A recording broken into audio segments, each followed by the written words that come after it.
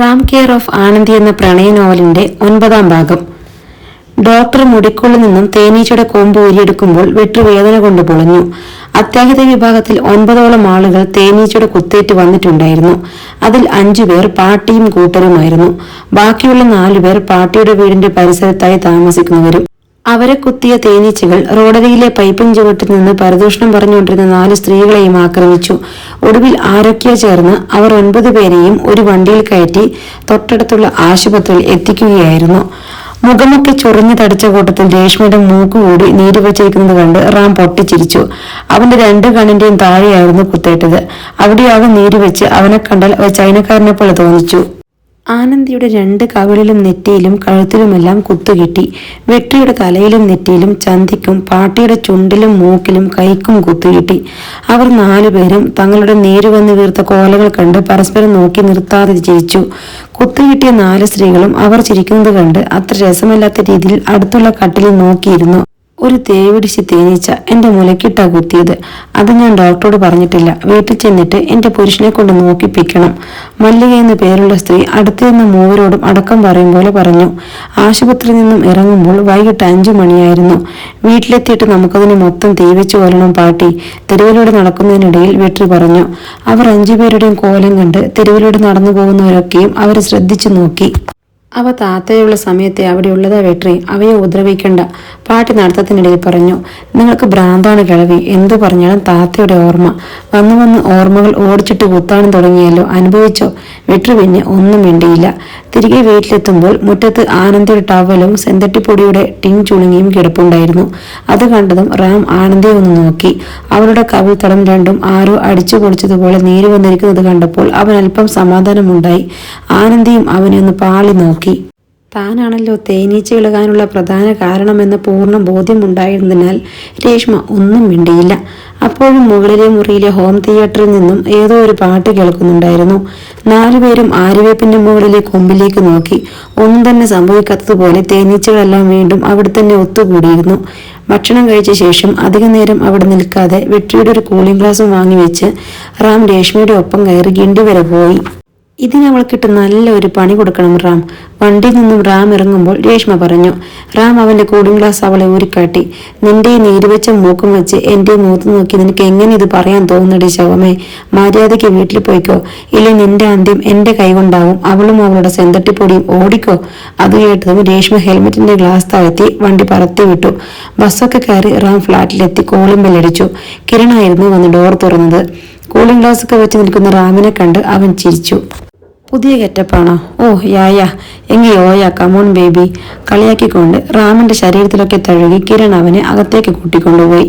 ബിനീഷേട്ടൻ ഓഫീസിൽ നിന്നും എത്തി ഡ്രസ് മാറി പുറത്തേക്ക് വരുന്നതേ ഉണ്ടായിരുന്നുള്ളൂ. അയാളെ കണ്ടതും റാം മുഖത്തു നിന്നും കൂളിംഗ് ഗ്ലാസ് ഊരിക്കാട്ടി. ചിരിച്ചുകൊണ്ടിരുന്ന കിരണും ബിനീഷേട്ടനും ഒരുപോലെ ഞെട്ടിപ്പോയി.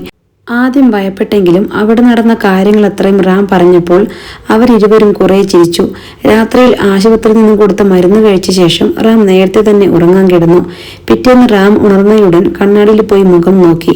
നീരിന് അല്പം കുറവുണ്ടായിരുന്നു. ആ സമാധാനത്തോടെ അവൻ ബാത്റൂമിലേക്ക് ഫ്രഷ് ആവാൻ കയറി. ഞായറാഴ്ച ആയിരുന്നതിനാൽ ബിനീഷേട്ടനും പോകേണ്ടിയിരുന്നില്ല. കിരൺ എഴുന്നേറ്റ് വന്നപ്പോൾ തന്നെ സമയം 8 മണിയായിരുന്നു.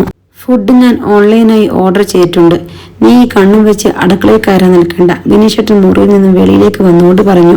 അങ്ങനെയെങ്കിൽ ഉച്ചയ്ക്ക് നമുക്ക് ബിരിയാണി ഉണ്ടാക്കിയാലോ? കിരൺ ബിനീഷേട്ടനോട് ചോദിച്ചു. നീ വേണ്ടതൊക്കെ അരിഞ്ഞു തരുമെങ്കിൽ ബിരിയാണി ഉണ്ടാക്കുന്ന കാര്യം ഞാനേറ്റു, അയാൾ ഷർട്ടിന്റെ കൈ തെറുത്തുകൊണ്ട് പറഞ്ഞു. ബിനീഷും കിരണും കൂടി ചിക്കൻ ബിരിയാണി ഉണ്ടാക്കുവാനുള്ള സാധനങ്ങൾ വാങ്ങാൻ തെരുവിലേക്ക് പോയി. ആ സമയത്ത് റാം വെട്രിയെയും രേഷ്മയെയും വീഡിയോ കോൾ ചെയ്തു. അവരിരുവരുടെ മുഖങ്ങളും തനിക്ക് സമമാണെന്ന് കണ്ടപ്പോൾ റാമിന് അല്പം കൂടി സമാധാനമായി. പിറ്റേന്ന് ക്ലാസ്സിൽ താൻ ഒറ്റപ്പെടില്ലല്ലോ എന്നതായിരുന്നു പ്രധാന ആശ്വാസം. ശേഷം അവൻ നാട്ടിലേക്ക് വിളിച്ച് അമ്മയോടും തലേന്നത്തെ വിശേഷങ്ങൾ പങ്കുവച്ചു. അവന്റെ അമ്മയും നടന്ന സംഭവങ്ങളൊക്കെ കേട്ട് നിർത്താതെ ചിരിച്ചു. അന്നത്തെ ദിവസത്തിൽ പകുതി സമയം ബിരിയാണി ഉണ്ടാക്കിയും ബാക്കി പകുതി സമയം ബിരിയാണിയിൽ ചേർത്ത എസൻസ് കൂടിപ്പോയതിനാൽ മാറി മാറി ടോയ്ലറ്റിൽ പോയും അവർ 3 പേരും തള്ളി നീക്കി. പിറ്റേന്ന് കാലത്തും റാം എഴുന്നേറ്റയുടൻ കണ്ണാടിയിൽ പോയി മുഖം നോക്കി. മുഖത്തിന് ചെറിയ വീക്കം ഉണ്ടായിരുന്നുവെങ്കിലും നീര് നല്ല രീതിയിൽ കുറഞ്ഞുവെന്ന് അവന് മനസ്സിലായി. താങ്ക് ഗോഡ്, ഇനി മുതൽ Tamil Nadu mode off, Kerala mode on, അതാവും ശരീരത്തിന് നല്ലത്, അവൻ ആശ്വാസത്തോടെ പറഞ്ഞു. പതിവ് പോലെ ബെന്നീഷേട്ടൻ പോയതിന് പിന്നാലെ അവനും കിരണും വീട് വിട്ടിറങ്ങി. 52-ാം നമ്പർ ബസ് കയറി ഗിണ്ടിയിലിറങ്ങി സബ്വേയിലൂടെ റെയിൽവേ സ്റ്റേഷനിലേക്ക് നടക്കുമ്പോൾ വഴിയരികിൽ ഒരു ഭാഗത്തായി താനുമായി പ്രശ്നമുണ്ടാക്കിയ ഹിജഡയും അവരുടെ കൂട്ടാളികൾ നിൽക്കുന്നത് കണ്ടതും റാം ഒരു നിമിഷം നിന്നു. എന്നിട്ട് അപ്പോൾ അവന്റെ സമീപത്തുകൂടി പോയ ഒരു പറ്റം ബംഗാളി പണിക്കാരുടെ കൂട്ടത്തിനൊപ്പം കയറി നടന്നു. റെയിൽവേ മേൽപ്പാലം കയറി പ്ലാറ്റ്ഫോം നമ്പർ 2 ഇറങ്ങുമ്പോൾ റാം വാച്ചിലേക്ക് നോക്കി. സമയം 9:05. ട്രെയിൻ വരാൻ ഇനിയും 10 മിനിറ്റ് കൂടിയുണ്ട്. തൽക്കാലം അല്പം മാറി നിൽക്കാമെന്ന് കരുതിയതും തോളിൽ ആരോ തട്ടി. ഒരു ഞെട്ടിലൂടെ അവൻ തിരിഞ്ഞു നോക്കിയതും ഓലപ്പടക്കത്തിന്റെ അത്ര ചെറിയ വലുപ്പത്തിൽ ഉണ്ടാക്കിയ സമൂസ കൂടുതൽ കൊണ്ടു നടന്ന് വിളിക്കുന്ന ഒരു വൃദ്ധയാണ്. മോനെ, ചൂട് സമൂസയ, 5 എണ്ണം എടുക്കട്ടെ, 10 രൂപയേ ഉള്ളൂ. വേണ്ട മച്ചി, വേണ്ട, ഞാൻ ഇതൊന്നും കഴിക്കില്ല. റാം അത് പറഞ്ഞിട്ട് അവരിൽ നിന്നും അല്പം കൂടി മാറി നിന്നു. വീണ്ടും അവർ തോളിൽ തട്ടിയപ്പോൾ ഇതെന്തൊരു ശല്യമാണെന്ന രീതിക്ക് അവൻ വീണ്ടും തിരിഞ്ഞു. അപ്പോൾ അവിടെ കണ്ടത് ഹിജഡയെയാണ്. അവരെ കണ്ടതും റാം ഒന്ന് പരിങ്ങി. എന്നിട്ട് ഷർട്ടിന്റെ പോക്കറ്റും അതിനകത്തിരിക്കുന്ന പണവും ചേർത്ത് അമർത്തി പിടിച്ചു. അത് കണ്ടതും അവൾ അവനെ ഒറ്റപ്പുരികമുയർത്തി ഒരു നോട്ടം നോക്കി. ശേഷം കയ്യിലിരുന്ന ഒരു ചെറിയ ലോഹഡിൽ അവന്റെ നേർക്ക് നീട്ടി. ഇത് പിടിക്ക്, അവർ പറഞ്ഞു. എന്താ ഇത്? ഇത് ഞാൻ മുറുക്കി തുപ്പിയതാ, വാങ്ങടാ. അവരുടെ ശബ്ദം കനത്തു. ഞെട്ടിപ്പോയ റാം വെട്രി പറഞ്ഞ കാര്യങ്ങൾ വീണ്ടും മനസ്സിലോർത്തു.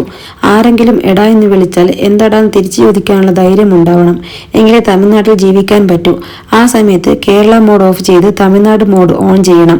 ഈ കാര്യങ്ങൾ മനസ്സിലുള്ളതിനാൽ അവൻ ആ ടിൻ വാങ്ങാൻ കൂട്ടാക്കിയില്ല. നിങ്ങളിപ്പോ പോയില്ലെങ്കിൽ ഞാൻ പോലീസിനെ വിളിക്കും, റാം അവരുടെ മുഖത്ത് നോക്കാതെ നിലത്തേക്ക് നോക്കി പറഞ്ഞു. തൽക്ഷണം മുൻപ് ട്രെയിനിൽ വെച്ച് വഴക്കിട്ടപ്പോൾ കയറി നിന്നതുപോലെ അവന്റെ അടുത്തേക്ക് അവർ കൂടുതൽ ചേർന്ന് നിന്നിട്ട് അവന്റെ കണ്ണുകളിലേക്ക് രൂക്ഷമായി നോക്കി. ഒരു നാൾ റാമിന്റെ ഉറക്കം കെടുത്തിയ മഞ്ഞളിന്റെയും പെർഫ്യൂമിന്റെയും ഗന്ധം വീണ്ടും അവന്റെ മൂക്കിനുള്ളിലേക്ക് തുളച്ചു കയറി. മര്യാദയ്ക്കിത് വാങ്ങട, അവൾ പല്ലുകൾ കടിച്ചുകൊണ്ട് പറഞ്ഞു. റാം ചുറ്റുമൊന്ന് കണ്ണോടിച്ചപ്പോൾ പ്ലാറ്റ്ഫോമിൽ നിന്നിരുന്ന ആളുകളൊക്കെ അവനെ തന്നെ നോക്കി നിൽക്കുന്നത് കണ്ടു. ആ സമയത്ത് ഒരു പോലീസുകാരൻ പോലും തന്റെ രക്ഷയ്ക്കായി ചുറ്റുമില്ലെന്നവൻ മനസ്സിലാക്കി. മനസ്സിൽ മാറ്റം വരുത്തിയ തമിഴ്നാട് മോഡ് താനെ കേരള മോഡിലേക്ക് വന്നത് അവൻ തിരിച്ചറിഞ്ഞു. ശേഷം അവരുടെ കയ്യിൽ നിന്നും ആ ചെറിയ ടിൻ അറപ്പോടെ വാങ്ങിപ്പിടിച്ചു. ആ നേരത്ത് താനൊരു ഭീരുവാണെന്ന് അവന് സ്വയം തോന്നി. അവനത് വാങ്ങിയതും ഹിജഡ റാമിൽ നിന്നും അകന്നു മാറി. ആ സമയത്ത് ദൂരെ നിന്നും ട്രെയിനിന്റെ ഹോൺ ശബ്ദം മുഴങ്ങിക്കേട്ടു. ആളുകൾ ഇരിപ്പിടങ്ങളിൽ നിന്നും എഴുന്നേറ്റ് പ്ലാറ്റ്ഫോമിന്റെ അരികിലേക്ക് നീങ്ങി നിന്നു. ട്രെയിൻ വന്ന് നിന്നപ്പോൾ ഹിജഡയെ ഒരിക്കൽ കൂടി നോക്കിയതിനു ശേഷം അവൻ കമ്പാർട്ട്മെന്റിന്റെ അകത്തേക്ക് കയറി. അവൻ കയറിയതും അവരും അവന്റെ പിന്നാലെ കയറി. ട്രെയിൻ മുന്നോട്ട് പോയി. ആ ബോഗിയിലുള്ള ആരോടും അവരൊന്ന് പണം ചോദിച്ചില്ല. പകരം റാമിരിക്കുന്ന സീറ്റിനരികിൽ തന്നെ അവനെയും നോക്കി കൈപ്പിടെ തൂങ്ങി നിന്നു. അവനാണെങ്കിൽ തനിക്ക് കിട്ടിയ ഒരു സീറ്റിൽ ആ ലോകടിനും പിടിച്ച് ഇരിപ്പുറപ്പിച്ചു.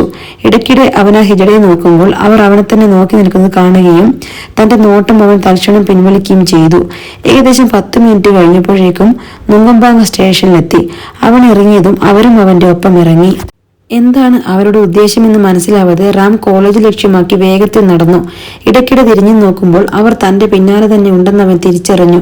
ട്രെയിൻ ഇറങ്ങിയ ശേഷം ആ ടിൻ എറിഞ്ഞു കളയാമെന്ന അവന്റെ ഉദ്ദേശവും അങ്ങനെ പാളിപ്പോയി. ദൈവമേ, എന്തൊരു വിധിയെ! ഈ ഹിജഡയെ പേടിച്ച് അവർ മുറുക്കി തുപ്പിയതും കയ്യിൽ കൊണ്ടു നടക്കുന്നു. സ്വയം ശപിച്ചുകൊണ്ട് അവൻ ആ ടിന്നിലേക്ക് നോക്കി. ഞാനൊരു ഭീരു തന്നെ, അല്ലെങ്കിൽ ആളുകൾ ഒരു വിലയും കൊടുക്കാത്ത ഹിജഡകളെ പേടിച്ച് ഇങ്ങനെ വേഗത്തിൽ നടക്കുമോ? വെട്രി പറഞ്ഞതുപോലെ എന്നെപ്പോലൊരുവന് പറ്റിയ സ്ഥലമല്ല ചെന്നൈ. എങ്കിലും ഇവർക്ക് എന്നെ ഇങ്ങനെ ഉപദ്രവിക്കുമ്പോൾ എന്ത് സുഖമാണ് ലഭിക്കുന്നത്? അങ്ങനെ ഓരോന്നും ചിന്തിച്ചുകൊണ്ട് നടന്നപ്പോഴേക്കും അവൻ കോളേജിന് മുന്നിലുള്ള തളിമരങ്ങൾക്കരികിലേക്ക് എത്തിയിരുന്നു. ആ സമയത്ത് ആനന്ദി മുഖത്തടിച്ച ഓർമ്മകൾ കൂടി അവന്റെ ഉള്ളിൽ തികട്ടി വന്നു. കോളേജ് ഗേറ്റ് കടന്ന് അകത്തേക്ക് കയറുമ്പോൾ അവൻ ഒരിക്കൽ കൂടി തിരിഞ്ഞു നോക്കി. ഹിജഡ ആ താഴ്മരത്തിന്റെ ചുവട്ടിൽ അവനെ നോക്കി നിൽക്കുന്നത് കണ്ടു.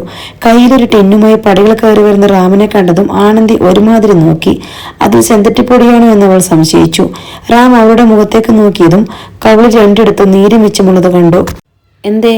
അവൾ അവനെ സൂക്ഷിച്ചു നോക്കുന്നത് കണ്ടതും അവൻ ചോദിച്ചു.